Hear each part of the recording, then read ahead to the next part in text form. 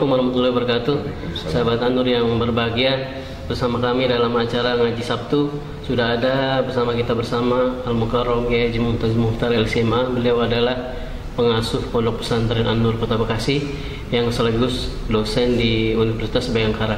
Adapun pertemuan kita pada kali ini adalah membahas tentang fikih ibadah. Kita akan fokus dalam fikih tentang bab thaharah. Oke, Assalamualaikum warahmatullahi wabarakatuh. Waalaikumsalam. Apa kabar? Alhamdulillah baik. Kesempatan kali ini kita akan bahas tentang bab thaharah. Iya. Dalam kitab-kitab fikih ditempatkan thaharah itu selalu di bab pertama. Pertanyaan buat orang awam, mengapa dia selalu diletakkan di bab awal? Mengapa tidak puasa atau bab yang lain? Mengapa bab thaharah? Ya. Bismillahirrahmanirrahim. Memang kalau kita lihat kitab fikih apapun ya, itu selalu diawali dengan bab bersuci atau thaharah, dan biasanya diakhiri dengan bab jihad fisabilillah ya. Bahkan mungkin banyak juga sekarang kiai-kiai itu suka kadang tidak mengajarkan bab jihad juga, karena memang lebih dipentingkan yang sehari-hari saja misalnya. Nah, kenapa thaharah? Ini karena sesuatu yang sangat krusial. Salah satunya adalah thaharah itu bisa menentukan sah tidaknya ibadah kita, sholat kita misalnya. Nanti kan thaharah meliputi banyak hal, misalnya urusan maaf cebok lah ya, kita bersuci dari hadas kecil, dari buang air kecil, buang air besar, kemudian nanti juga ada bab mandi besar gitu kan. Ini nanti berkaitan dengan apakah orang haid, nifas, atau orang junub dan lain sebagainya. Nah, tentunya ini dulu yang harus kita pelajari sebelum yang lain-lain. Nah, makanya kelebihan santri itu, kalau kita di pesantren manapun, ketika kita belajar fikih itu teratur, berurutan. Beda dengan kita yang mungkin tidak pernah masuk pesantren gitu ya. Mungkin kita apalagi maaf sekarang banyak orang yang awam itu ngajinya udah tua, mungkin ikut ngajinya di tengah-tengah, udah bab ekonomi Islam, udah bab riba misalnya dan lain sebagainya. Atau juga terkadang maaf yang suka saya agak sesalkan itu, banyak sekarang orang semangat beragama tapi tanpa didasari ilmu. Malah dapat ilmunya ya mungkin hasil comot sana comot sini dari medsos segala macam. Itu malah berbahaya sebenarnya, terutama masalah fikih, karena fikih ini kan membahas masalah halal haram, masalah ibadah, masalah hukum, dan itu sangat luas, sangat luas. Nah, makanya ketika kita ngaji nih kitab fikih misalnya yang paling dasar kayak Fathul Qorib misalnya ya, dan lain sebagainya, itu pertama kali kita baca kitab itu pasti yang dibahas masalah air dulu. Air yang ada beberapa macam air, ada yang suci dan mensucikan, boleh diminum, boleh buat wudhu atau mandi junub. Ada yang suci tapi tidak mensucikan, diminum boleh tapi nggak boleh buat wudhu, kayak air kopi, air teh dan lain sebagainya. Ada air yang terkena sinar matahari, ada yang air najis, air yang bercampur dengan benda yang halal sehingga juga tidak boleh buat wudhu, air mustakmal dan lain sebagainya. Itu dari situ saja kita sudah diajarkan cara bersuci, dan memang terbukti apalagi zaman sekarang ketika kita ngalamin yang namanya wabah, ternyata itu kan semua berpulang juga pada kebersihan kita. Maka insya Allah orang-orang Islam yang rajin menjaga wudhu, kemudian juga toharohnya bagus, mandinya juga teratur ya, itu insya Allah nggak kena lah gitu dengan wabah-wabah seperti ini gitu. Nah, itu semua sudah ditanamkan oleh Rasulullah ketika membawa agama Islam 15 abad yang lalu. Allah sudah kasih kita formula sebenarnya dari mulai bersuci itu. Contoh kenapa sih kita misalnya ketika kita pipis buang air besar ya misalnya. Apalagi Rasulullah katakan, ada satu cerita ya, ketika Rasulullah sedang berjalan dengan Sayyidina Abu Bakar, kemudian lewat 2 buah kuburan makam, Rasulullah tiba-tiba berhenti lalu mencari dahan korma yang masih basah, kemudian ditancepin ke 2 buah kuburan itu. Kemudian Sayyidina Abu Bakar bertanya, ya Rasulullah, ada apa? Apa kata Rasulullah? Abu Bakar, Rasulullah itu kan telinganya bisa mendengar siksa kubur. Rasulullah mengatakan bahwa ini 2 orang ini Ini sedang disiksa kubur sama Allah. Kenapa ya Rasulullah? Apa sebabnya? Yang pertama tidak bisa menjaga lidah. Yang kedua ini ahli ibadah tapi toharonya tidak bagus. Bayangin, ahli ibadah tapi toharonya nggak bagus. Dia mungkin ceboknya kurang bersih, mandi junubnya tidak sah, gitu kan. Kita kenal kan ada hadas besar, ada hadas kecil misalnya. Hadas kecil ketika kita mau wudhu, ketika kita mau sholat, berarti harus wudhu kan. Wudhu akan sempurna kalau ceboknya bersih, gitu loh. Ini satu paket nih. Ketika kita buang air kecil, buang air besar, itu harus bersih, toharonya harus bersih, wudhunya harus sah, baru sholatnya sah. Gitu kan. Salah satu yang bikin sah sholat adalah wudhu dan juga bebas dari najis. Kalau kita ceboknya tidak bersih, berarti kita tidak bebas dari najis. Otomatis ketika sholat kita sholat, tapi kita nggak sadar, tohara kita nggak bagus, berarti kan sholatnya tidak sah dan tidak diterima oleh Allah. Maka jangan heran banyak orang sholat tapi tidak tanha anil fahsya'i wal munkar. Karena harusnya sholat bisa mencegah perbuatan keji dan munkar. Tapi karena sholatnya tidak sah, sholatnya mungkin bagus, tapi mungkin ada sisa najis di tubuhnya yang tidak bersih, sehingga tidak diterima oleh Allah. Karena syarat sahnya sholat ya bersih badan, bersih pakaian, bersih tempat kan. Itu aja salah satunya tidak memenuhi syarat, otomatis sholatnya tidak diterima. Sholatnya tidak diterima, ya nggak bakalan mencegah perbuatan dia dari perbuatan keji dan munkar. Nah itu pentingnya begitu. Oke, media bersuci diantaranya kan air. Iya. Yang paling populer adalah air. Betul. Tapi ketika kita melakukan satu perjalanan di satu tempat, kita perjalanan ke luar negeri atau kemana, mungkin berbeda dengan keadaan di dalam negeri yang toiletnya tentu ada airnya. Tapi di luar negeri mungkin nggak biasa ada air. Betul. Jadi mungkin hanya ada tisu dan lain sebagainya. Bagaimana nih fikih tentang bersuci kalau air nggak ada? Bahkan mungkin tisu pun nggak ada. Tisu pun nggak ada. Ya. Jadi memang Islam ini udah sempurna sebenarnya, Allah turunkan dan sudah dipraktikkan sama Rasul dan para sahabat. Dulu di zaman Rasulullah dan para sahabat ini mungkin salah satu hikmah kenapa Islam itu turun di Arab yang padang pasir. Karena salah satunya ini, yang namanya padang pasir itu kan air itu jarang, sulit air. Bahkan di zaman Nabi itu diajarkan juga bagaimana kita habis buang air besar nih, bukan buang air kecil, habis buang air besar misalnya, nggak ada air, maka kita diajarkan juga bagaimana kita toharoh dengan batu. Ya, kalau dengan air kan namanya istinja, kalau dengan batu namanya istijmar.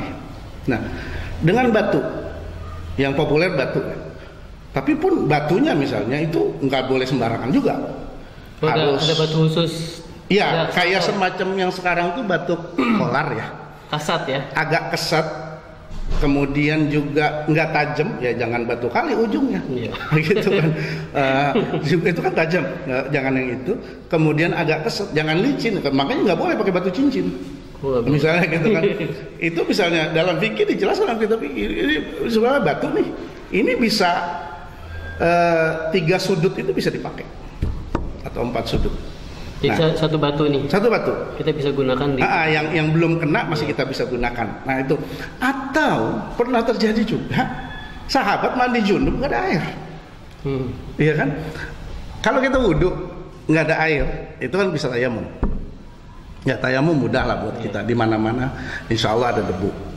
Di meja ini ada debu, di dinding ada debu ya. Kayak kita di pesawat misalnya susah airnya, kita bisa tayamum di situ. Tapi masalahnya bagaimana kalau yang kita harus membersihkan hadas besar, mandi junub. Ya itu pun dengan tayamum bisa dalam kondisi darurat gitu. Bukan berarti kita harus guling-gulingan di pasir, enggak. Ya, itu pun tayamum nanti ada syarat-syarat tertentu. Misalnya debunya kan harus suci, nggak bisa juga. Kadang kalau kita sekarang melihat permukaan tanah di kita juga kan nggak semua memenuhi syarat. Karena rata-rata tanah di kita sekarang urugan, bukan tanah asli gitu kan. Nah itu makanya belum lagi nanti ketika kita bersuci dari najis. Najis kan bukan cuma kita pipis segala macamnya. Kita kan kenal ada yang mukhaffafah, ada yang mutawassithah, ada yang mughalazah. Yang mughalazah kan kita harus 7 kali suci, salah satunya dengan tanah kan. Itu pun disyaratkan tanahnya harus asli, tidak boleh yang bercampur pasir. Itu tidak ada kita belajar begitu kecuali di kitab-kitab seperti itu yang memang sudah dirumuskan para ulama. Kandungan-kandungan Al-Quran itu sudah dirumuskan oleh para ulama, dijadikan kitab. Nah, kalau mau belajar kitab itu nggak ada lain, nggak bukan di pesantren. Kalau cuma di majelis taklim ya bisa, tapi tidak menyeluruh dan tidak dalam. Gitu, makanya kita harus tahu juga ketika ada seseorang dipanggil dengan ustadz, ulama, apalagi kiai segala macam, tapi nggak pernah pesantren, aneh rasanya dan nggak mungkin gitu. Karena yang kita di pesantren nih belajar 6 tahun misalnya, ya itu ratusan orang, ribuan orang yang mondok di pondok pesantren pun belum tentu semua jadi kiai gitu, belum tentu semua jadi ahli agama. Susah, sulit memahami Al-Quran itu tidak sembarangan gitu. Ya. Oke, ini pada level awal saja baru bab toharoh sudah begitu luas. Betul. Apalagi hal yang sepele tapi ternyata bisa menyebabkan orang disiksa kubur gara-gara bersucinya kurang sempurna atau kurang bersih. Gara-gara air kencing. Gara-gara cuma air kencing. Padahal cuma masalah mandi, wudu. Mohon maaf cebok ya, wudu. Kayaknya simpel gitu. Simpel. Tapi di dalam Islam mandi saja diatur. Betul. Bagaimana ukurannya, bagaimana mandi besar ya. Ya ada tentu ada niatnya, terus ada tata caranya, urutannya dan segala macam. Oke, terakhir mohon bisa disampaikan bahwa ke masyarakat bahwa hal yang sepele ini, bab tohara ini menjadi ukuran sah tidaknya ibadah kita di ibadah-ibadah yang lain setelah tohara dilaksanakan. Mungkin ada pesan supaya tidak sembarangan ya memahami tentang bab tohara ini, jangan menganggap remeh. Silakan ya.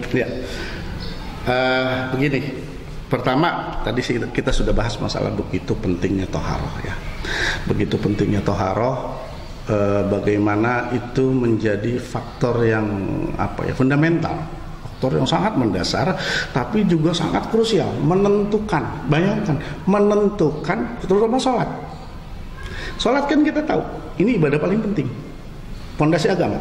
Ya, bagaimana orang itu bisa merefleksikan dirinya ketika Allah katakan inna sholata tanha 'anil fahsya'i wal munkar.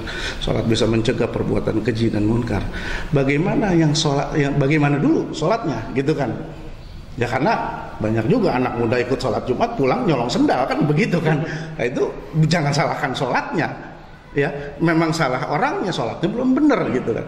Nah, makanya untuk kesempurnaan salat, nah makanya itu setan, iblis itu nggodain kita dari mulain toharoh. Dari toharoh ya. Toharoh. Kalau kita ngerti ilmunya, contoh Imam Syafi'i bilang, kalau kita lagi pipis, selesai pipis itu istibra 3 kali, dehem, itu kan agar tuntas. Karena dalam fikih kan ada 3 cairan yang keluar dari kemaluan kita. Bukan darah ya, lain lagi. 3 cairan. Pertama mani, sperma. Itu hukumnya suci. Tapi kalau keluar sperma wajib mandi junub. Yang kedua adalah mazi. Mazi ini biasanya keluarnya sedikit, agak bening tapi agak lengket, dan biasanya suka tidak sadar, dan itu biasanya karena faktor syahwat. Ini hukumnya najis, tapi tidak mandi junub. Dan yang ketiga ada namanya wadi. Wadi ini cairan yang mengiringi air seni kita, air kencing kita. Nah, kalau kita nggak istibro seperti itu, khawatir wadinya nggak keluar. Masih ada ketinggalan dikit. Masih ada yang ketinggalan di dalam.